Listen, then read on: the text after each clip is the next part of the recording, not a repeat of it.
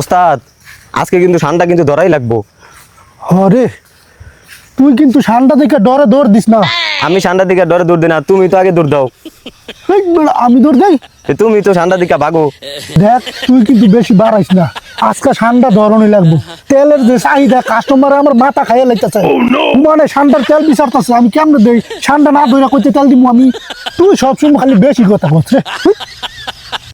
তুই আমার লগে আয়, এই জঙ্গল দেখ পাই কিনা ঠান্ডা। ওরে বাবা রে, হাই হাই হাই রে, কামটা কি হচ্ছে রে? অল্প তেল লেগে জানটা পাচ্ছে। কই রে তুই? ওস্তাদ আমি তো গাছে। আয় হাই, তুই গাছ উঠছত করে?